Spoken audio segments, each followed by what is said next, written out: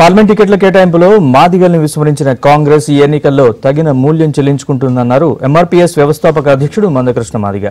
బాబు జగజీవన్ రామ్ జయంతి వేడుకల్లో భాగంగా సూర్యాపేట జిల్లా కేంద్రంలో ఆయన జగజీవన్ రామ్ విగ్రహానికి పూలమాలలు వేసి నివాళులర్పించారు. తెలంగాణలో మెజారిటీ శాతం ఉన్న మాదిగల్ని విస్మరించి కాంగ్రెస్ కు తమ ఓట్లు అడిగే హక్కు లేదని మందకృష్ణ స్పష్టం చేశారు.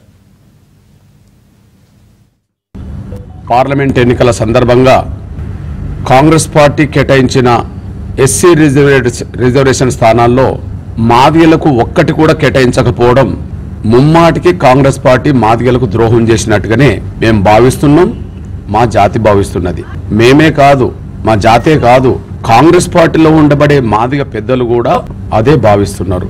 అందుకు నిన్న మా కులంలో పెద్దలుగా ఉన్న సీనియర్ నాయకుడుగా ఉన్న ప్రస్తుతం కాంగ్రెస్ పార్టీలో ఉన్న మాజీ మంత్రి వర్యులు మోత్పల్లి నరసింహులు గారు మాట్లాడిన మాటలే అందుకు సాక్ష్యం.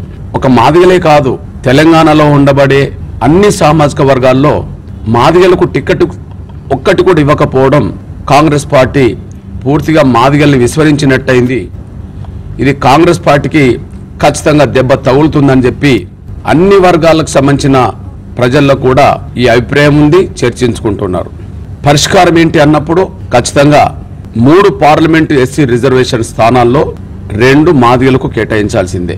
అదే సమయంలో కంటోన్మెంట్ ఉప ఎన్నిక సందర్భంగా ఆ స్థానంలో కూడా మాదిగలకు కేటాయించాల్సిందే. కాంగ్రెస్ పార్టీ 3 పార్లమెంటు నియోజకవర్గాల్లో ఒక్కటి కూడా మాదిగలకు ఇప్పటికి ఇవ్వలేదు. మాకు 2 రావాలి. వెంటనే ఇంతకు ముందు ప్రకటించిన అభ్యర్థులను వాళ్ళ పేర్లను వెనుకకు తీసుకొని ఆ స్థానాల్లో మాదిగలకు కేటాయించకపోతే ఈ పార్లమెంటు ఎన్నికల్లో కాంగ్రెస్ పార్టీ భారీ మూల్యం రాజకీయంగా చెల్లించుకోక తప్పదు.